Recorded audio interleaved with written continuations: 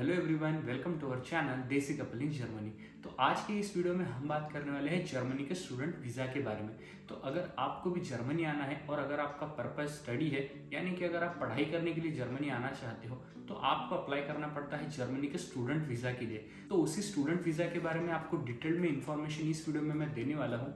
और अगर आपने इस वीडियो को पूरा देख लिया और जो भी चीज़ें मैं आपको बताने वाला हूँ वो एज इट इज़ फॉलो की, तो 99.99% गारंटी मैं लेता हूँ कि आपका जर्मनी का स्टूडेंट वीज़ा रिजेक्ट हो ही नहीं सकता।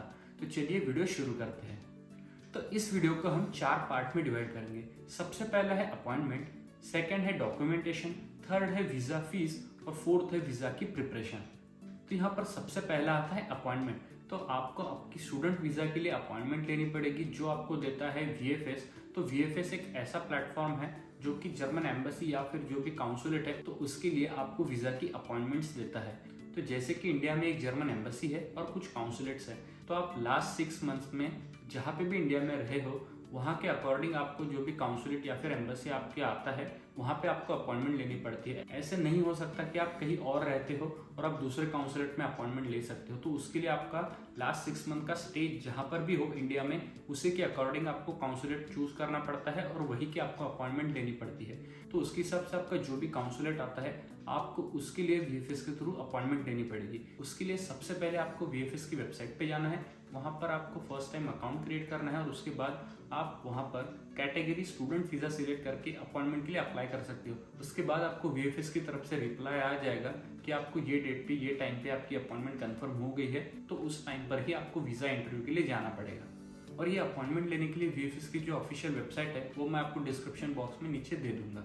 उसके बाद आता है डॉक्यूमेंटेशन। तो आपके एंटायर वीज़ा प्रोसेस में सबसे इंपॉर्टेंट जो होता है वो होता है डॉक्यूमेंट्स। आप जो भी डॉक्यूमेंट्स उनको देते हो, उसी के बेस पे मोस्टली आपका वीज़ा एक्सेप्ट या फिर रिजेक्ट होता है। तो मैं टोटल जो भी आपको डॉक्यूमेंट्स बताने वाला हूँ, वो उसकी मैं लिस्ट आपको नीचे डिस्क्रिप्शन बॉक्स में भी दे दूंगा, सो दैट आप सारे डॉक्यूमेंट्स 1 बाय 1 कलेक्ट कर सकते हो। तो चलिए डॉक्यूमेंटेशन के बारे में भी जान लेते हैं। तो इन डॉक्यूमेंट्स में सबसे पहले आता है वो होता है आपका पासपोर्ट। तो आपके पास आपका वैलिड पासपोर्ट होना चाहिए और आप इसमें मेक श्योर कर लीजिए कि जो भी आपके पासपोर्ट की एक्सपायरी डेट है वो एटलीस्ट 2 से 3 साल के बाद हो, या फिर जितने भी ड्यूरेशन का आपका कोर्स है, मान लीजिए आप 2 साल के लिए, 1.5 साल के लिए या फिर 4 साल के लिए अगर कोई कोर्स करने जर्मनी आते हो, तो एटलीस्ट उतने ड्यूरेशन की आपके पासपोर्ट की वैलिडिटी होनी चाहिए। और उसी के साथ आपके पासपोर्ट में मिनिमम 2 से 3 ब्लैंक पेजेस भी होने चाहिए। उसके बाद आता है आपके पासपोर्ट की कॉपी। तो आप आपके पासपोर्ट के फ्रंट और बैक पेज की कॉपी ले जाइए, और अगर आपने उसी के साथ अगर कहीं इंटरनेशनल ट्रैवल किया है और आपके पासपोर्ट पे और भी कई कंट्रीज की वीज़ा है, तो उनके भी पेजेस की कॉपी आप ले जाइए। उसके बाद आता है आपका एप्लीकेशन फॉर्म। तो ये बहुत इंपॉर्टेंट डॉक्यूमेंट हो जाता है, आपको हर एक चीज़ इसमें डिटेल में फिल करनी है। एप्लीकेशन फॉर्म कैसे फिल करना है, इसके ऊपर भी मैंने एक अलग से वीडियो बना रखी है, तो वो आप हमारे चैनल पर देख सकते हो। उसी के साथ अगर आपको एप्लीकेशन फॉर्म फिल करने में कुछ क्वेश्चंस आते हैं, तो आप मुझे नीचे कमेंट बॉक्स में भी पूछ सकते हो, या फिर हमारा देसी कपल इन जर्मनी नाम से इंस्टाग्राम पर भी पेज है, वहाँ पर भी आप हमें मैसेज कर सकते हो, मैं आपको ज़रूर हेल्प करूँगा। उसके बाद आता है डिक्लेरेशन फॉर्म। तो डिक्लेरेशन फॉर्म कुछ इस तरीके से होता है, तो इस फॉर्म को भी आपको साइन करके काउंसुलेट में सबमिट करना है। उसके बाद आता है यूनिवर्सिटी एनरोलमेंट लेटर। तो आपने जिस किसी भी यूनिवर्सिटी में जर्मनी में एनरोल किया है या फिर अप्लाई किया है, उनकी तरफ से आपको एक कंफर्मेशन या फिर आपका एनरोलमेंट का लेटर मिल जाएगा। वो लेटर आपको आपकी यूनिवर्सिटी ही प्रोवाइड करेगी, तो वो लेटर भी आपको आपके साथ ले जाना है। इसी के रिलेटेड हमारा नेक्स्ट डॉक्यूमेंट है, जो कि है यूनिवर्सिटी की पेमेंट रिसिप्ट। तो अगर आपने यूनिवर्सिटी को कोई फीस पे की है, तो वो फीस पे करने के बाद आपको जो यूनिवर्सिटी पेमेंट रिसिप्ट देगी, तो ये कोई मैंडेटरी डॉक्यूमेंट नहीं है, लेकिन अगर आपके पास कोई पेमेंट की रिसिप्ट है तो आई विल रिकमेंड कि आप वो ले जाइए। तो ये आपकी वीज़ा प्रोसेस में थोड़ा सा पॉजिटिव इम्पैक्ट दे सकता है। उसके बाद आता है आपका लैंग्वेज एनरोलमेंट लेटर। तो अगेन ये कंडीशनल डॉक्यूमेंट है। तो आपने अगर मेन स्टडी स्टार्ट होने से पहले कोई जर्मन कोर्स के लिए अप्लाई किया है और उस कोर्स का अगर आपके पास कंफर्मेशन लेटर है या फिर एनरोलमेंट लेटर है, तो वो भी आप आपके साथ ले जा सकते हैं। उसके बाद आता है आपका लैंग्वेज सर्टिफिकेट। तो ये डिपेंड करेगा कि आपने किस लैंग्वेज के कोर्स के लिए जर्मनी में अप्लाई किया है। तो अगर आपकी स्टडी जो है वो जर्मन लैंग्वेज में होने वाली है, तो आपको जर्मन लैंग्वेज का सर्टिफिकेट दिखाना पड़ेगा, जो मिलेगा आपको गोएथे इंस्टीट्यूट से। और अगर आपका कोर्स इंग्लिश लैंग्वेज में होने वाला है, तो आपको इंग्लिश लैंग्वेज का भी सर्टिफिकेट दिखाना मैंडेटरी रहेगा, जो कि रहेगा आपकी IELTS का या फिर टोफेल के एग्जाम का सर्टिफिकेट। तो ये सर्टिफिकेट्स भी आपको आपके साथ लेकर जाना पड़ेगा। उसके बाद आपको आपके एकेडमिक्स क्वालिफिकेशन के डॉक्यूमेंट्स लेकर जाने पड़ेंगे। फॉर एग्जाम्पल अगर आपने बैचलर्स कोर्स के लिए अप्लाई किया है तो आपको आपके 10th और 12th की ओरिजिनल मार्कशीट लेकर जानी पड़ेगी, और अगर आपने मास्टर्स के लिए अप्लाई किया है तो आपको 10th 12th के साथ जो भी आपकी बैचलर्स की डिग्री है वो लेकर जानी पड़ेगी। सो नेक्स्ट डॉक्यूमेंट जो है वो है आपका सीवी। तो आपको सीवी भी साथ लेकर जाना है। मेक श्योर करिए कि जो सीवी है वो जर्मन फॉर्मेट में ही हो, ना कि कोई नॉर्मल से फॉर्मेट में। तो ये जर्मन फॉर्मेट में सीवी बनाने के लिए एक फ्री वेबसाइट है जिसकी लिंक मैं आपको नीचे डिस्क्रिप्शन में दे दूंगा। वहां से आप फ्री ऑफ कॉस्ट वो जर्मन फॉर्मेट में सीवी बना सकते हो। तो वो जर्मन फॉर्मेटेड सीवी आप आपके साथ लेकर जाइए। उसके बाद आता है आपका कवर लेटर। तो ये कवर लेटर भी आप वो सेम वेबसाइट से बना सकते हो, और इस कवर लेटर में आपको सिंपली ये मेंशन करना है कि मेरा नाम ये है, मैं जर्मनी में इस स्पेसिफिक यूनिवर्सिटी में ये कोर्स करने के लिए जाने वाला हूँ, इस कोर्स का ड्यूरेशन इतना रहने वाला है। तो ऐसे कुछ बेसिक डिटेल्स आपको इस कवर लेटर में लिखने हैं, और ये कवर लेटर भी आपको आपके साथ लेकर जाना है। नेक्स्ट आता है आपका लेटर ऑफ मोटिवेशन, जिसमें कि आपको ये मेंशन करना है कि आप जर्मनी ही क्यों जाना चाहते हो पढ़ाई के लिए। बेसिकली आपको उस लेटर में ये मेंशन करना है कि ऐसा कौन सा मोटिवेशन फैक्टर है जिसकी वजह से आप जर्मनी में ही आपकी स्टडीज के लिए जाना चाहते हो। तो ये आपको 1 पेज का एक लेटर बनाना है जिसमें 2-3 पैराग्राफ में आप अच्छे से डिस्क्राइब करिए कि आपका वो कौन सा एक मोटिवेशन फैक्टर है जिसकी वजह से आप आपकी पढ़ाई करने के लिए जर्मनी ही जाना चाहते हो। तो ये लेटर ऑफ मोटिवेशन में आप कोई मोटिवेशनल थॉट भी लिख सकते हो। फॉर एग्जाम्पल अगर कोई जर्मनी का बहुत बड़ा ऑथर है जिसने कोई मोटिवेशनल कोट कहा है तो वो कोट भी आप उस लेटर में मेंशन कर सकते हो। इसके बाद आता है आपका करिकुलम सर्टिफिकेट। अगेन ये ऑप्शनल सर्टिफिकेट है, अगर आपके पास है तो ही आप ले जाइए, ये कोई मैंडेटरी डॉक्यूमेंट नहीं है। तो अब ये करिकुलम सर्टिफिकेट जैसे कि आपने जो भी पढ़ाई इंडिया में की है, बैचलर्स की हो या फिर 12th तक हो, और अगर आपने उसमें कोई अचीवमेंट हासिल की हो तो वो सर्टिफिकेट भी आप शो कर सकते हो। ये अगेन एक प्लस पॉइंट हो जाएगा, मैंडेटरी नहीं है लेकिन ये थोड़ा सा पॉजिटिव इम्पैक्ट दे सकता है। अगर मैं आपको एक एग्जांपल देना चाहूँ तो जैसे कि अगर आपने कोई स्टेट या फिर नेशनल लेवल पे कोई क्विज कंपटीशन, कोई मैथ की कंपटीशन अगर आपने जीती है तो उसका एक सर्टिफिकेट आप वहां पर दे सकते हो। तो अगर आपके पास कोई अच्छे से 1-2 सर्टिफिकेट हो तो ही आप ले जाइए। तो ऐसा ना हो कि आपके इंटरनल कॉलेज के आप 5-6 डॉक्यूमेंट ले गए और वो आपने सबमिट कर दिए। तो अगर आपने सच में कोई अचीवमेंट हासिल की है जो कि आपको लगता है कि हाँ ये कुछ अच्छा मैंने किया है, लोग बाकी लोगों से अलग किया है, तो अगर आपके पास ऐसा कोई सर्टिफिकेट है तो वो आप दिखा सकते हो। उसके बाद आता है आपका ब्लॉक्ड अकाउंट। तो अगर आपको ये ब्लॉक्ड अकाउंट के बारे में पता नहीं है तो मैं आपको शॉर्टली बता देना चाहता हूँ। ब्लॉक्ड अकाउंट एक ऐसा अकाउंट होता है जो आपको जर्मनी में पढ़ाई के लिए जाने से पहले ओपन करना होता है, और उसमें एक फिक्स अमाउंट ऑफ मनी आपको रखना होता है। तो जब भी आप जर्मनी जाते हो तो उसी अकाउंट में से आपको हर महीने 853 यूरोज मिलेंगे, जिसमें से आपको आपके मंथली खर्चे निकालने हैं, जैसे कि आपका रेंट हो गया या फिर आपके खाने पीने की चीजें हो गई। तो इसी अमाउंट में से आपको खर्चा करना होता है। तो ये मैंडेटरी अकाउंट होता है और आपको ये ब्लॉक्ड अकाउंट दिखाना ही पड़ेगा। तो उसी अकाउंट के आपके पास जो भी डॉक्यूमेंटेशन है वो भी आपको आपके साथ लेकर जाने पड़ेंगे। नेक्स्ट आता है आपका डिमांड ड्राफ्ट यानी कि डीडी। तो आपको नेशनलाइज बैंक से ही एक डीडी बनवाना पड़ेगा जो कि होती है आपकी वीजा की फीस। तो वो आपको INR में ही पे करनी है, तो वो अमाउंट आपको मेंशन करना है। और ये जो डीडी है वो आपको इन फेवर ऑफ बनाना है जो भी एम्बेसी या फिर काउंसुलेट में आप जा रहे हो उनके नाम से। कुछ काउंसुलेट में डीडी या फिर कैश दोनों एक्सेप्ट होते हैं, लेकिन मोस्ट ऑफ द काउंसुलेट में आपको डीडी ही सबमिट करना है। तो आप वो देख लीजिए कि आपके काउंसुलेट के हिसाब से आपको कैश चलेगी या डीडी, तो उसके हिसाब से आपको डीडी बनवाना है। और लास्ट डॉक्यूमेंट जो आता है वो है डीडी फॉर्म।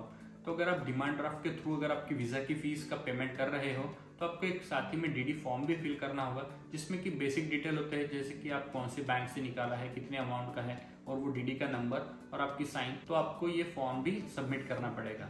उसके बाद आता है आपका हेल्थ इंश्योरेंस। तो अगर आपको जर्मनी में आना है तो हेल्थ इंश्योरेंस मैंडेटरी होता है, लेकिन जहाँ तक मुझे पता है इवन दो उनकी काउंसुलेट की वेबसाइट पे लिखा है कि आपको हेल्थ इंश्योरेंस अपॉइंटमेंट के टाइम लाना है, लेकिन ये एक्चुअली अपॉइंटमेंट के टाइम नहीं देखते हैं। जब भी आपका वीजा का अप्रूवल आ जाता है और आप वीजा के स्टैंपिंग के लिए पासपोर्ट भेजते हो तो उसके साथ आपको ये हेल्थ इंश्योरेंस देना होता है। लेकिन अगर पॉसिबल है तो आप मेक श्योर करिए कि आप वीजा के अपॉइंटमेंट के टाइम ही हेल्थ इंश्योरेंस ले जाइए, सो दैट कोई इशू ना हो। उसी के साथ आपको ले जानी है आपकी 3 बायोमेट्रिक्स फोटो। ये फोटो नॉर्मल पासपोर्ट से थोड़ा सा अलग होता है। उसकी क्या रिक्वायरमेंट्स होती है वो एम्बेसी की वेबसाइट पे दिया हुआ है, वो लिंक भी मैं आपको नीचे डिस्क्रिप्शन बॉक्स में दे दूंगा, सो दैट आप वहां से भी चेक कर सकते हो। और लास्ट डॉक्यूमेंट हमारा आता है कवर लेटर फ्रॉम स्पॉन्सर। तो अगर आपकी पढ़ाई जो है वो आपके पेरेंट्स स्पॉन्सर करने वाले हैं, यानी कि आपकी पढ़ाई की फीस या फिर आपका रहने का खर्चा वो जो है आपके पेरेंट्स उठाने वाले हैं, तो आप एक उनकी तरफ से भी कवर लेटर ले जाइए कि हमारा नाम ये है और ये हमारा बेटा या फिर बेटी है जो कि पढ़ाई के लिए जर्मनी जाना चाहते हैं और उनकी जो खर्चे है वो हम स्पॉन्सर करने वाले हैं। तो अगर आप ऐसा कवर लेटर भी आपके साथ ले जाते हो तो वो भी थोड़ा सा यूजफुल हो सकता है। तो अभी जो भी डॉक्यूमेंट्स मैंने आपको बताया वो अगर आप ले जाते हो एज इट इज, तो आपको जर्मनी का स्टूडेंट वीजा मिलने से कोई नहीं रोक सकता। वीडियो का थर्ड पार्ट है वीजा की फीस। तो वीजा की फीस जो है वो आपको पे करनी है 75 यूरोज। ये पेमेंट जो है वो आपको यूरोज में पे नहीं करना है, आपको पेमेंट जो है वो INR में ही करना है। और जैसे कि मैंने बताया, कुछ ही काउंसुलेट या फिर एम्बेसी में आपका पेमेंट जो है वो कैश के थ्रू एक्सेप्ट किया जाता है, या फिर आपको मोस्ट ऑफ द केसेस में DD ही सबमिट करना है, या फिर DD के थ्रू ही पेमेंट करना है। तो आप देख लीजिए कि आपके काउंसुलेट में पेमेंट किस तरीके से एक्सेप्टेबल है और आप उसी तरीके से पेमेंट कर सकते हो।